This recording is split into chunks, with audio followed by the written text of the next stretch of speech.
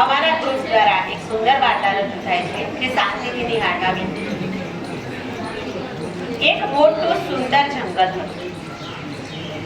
જંગલમાં ઘણા બધા વૃક્ષો હતા અને જંગલની આજુબાજુ ઘણા પ્રાણીઓ અને પક્ષીઓ પણ રહેતા હતા। જંગલમાં તળાવ હતું। તળાવમાં કાચબો અને બીજા બધા પ્રાણીઓ પક્ષીઓ પણ રહેતા હતા। હવે તળાવ તો ખૂબ જ મોટું હતું અને સુંદર હતું। તેમાં ખૂબ જ પાણી હતું। તો દૂર માનસરોવરથી બે બતક જંગલ પાણીમાં તળાવમાં હંસ તળાવમાં રહેવા માટે આવ્યા, કારણ કે હંસોને ત્યાં પાણી પૂરું થઈ ગયું હતું।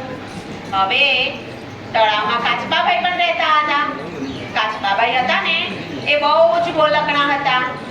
તો એમને તો હંસ જોડે મિત્રતા થઈ ગઈ અને ખૂબ જ પાક્કી મિત્રતા થઈ ગઈ। ધીમે ધીમે બધા જ પ્રાણીઓ વચ્ચે સુંદર મિત્રતા થઈ ગઈ અને બધા શાંતિથી રહેવા લાગ્યા। હવે ચોમાસું પૂરું થવા આવ્યું, ઉનાળો શરૂ થયો। ઉનાળામાં તો તળાવમાં પાણી સુકાવા લાગ્યું। એટલે પક્ષીઓ અને પ્રાણીઓને પાણીની અછત પડવા લાગી। હંસોએ વિચાર્યું કે હવે તો અહીંયા પાણી સુકાવા લાગ્યું છે, ચાલો આપણે આપણા ઘરે પાછા જઈએ। આ વાત એમને કાચબાને પણ કરી, એમનો મિત્ર હતો એટલે। હવે કાચબાભાઈને તો હંસ જોડે ખૂબ જ મિત્રતા હતી, એટલે એમને કહ્યું કે ભાઈ હું તો અહીંયા એકલો રહી શકીશ નહીં, હંસ તમે પણ મને જોડે લઈ જાઓ।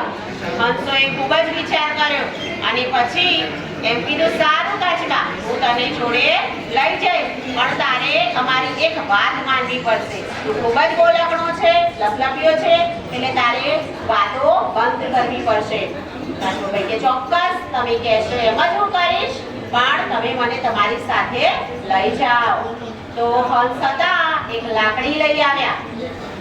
લાકડી લાવી અને એમને બંને ચાંચો વડે પકડી લીધી અને પછી કાચબાને કહ્યું, કાચબાભાઈ જુઓ, આ લાકડી પકડી લો અને તમને હવે આકાશમાં ઉડાડીને લઈ જઈશું, પણ તમે જરાય બોલતા નહીં। કાચબાભાઈએ તો સરસ રીતે લાકડી પકડી લીધી, ઉડવા લાગ્યા। નીચેથી બધા લોકો જોવા લાગ્યા, અરે જુઓ જુઓ, આ કાચબો જાય છે, અરે આ તો કાચબો ઉડવા લાગ્યો, બધા વાતો કરવા લાગ્યા। હવે એમને થયું કાચબાભાઈને કે ભાઈ આ બધા શું કામ વાતો કરતા હશે, મારે એમને કહેવું પડશે।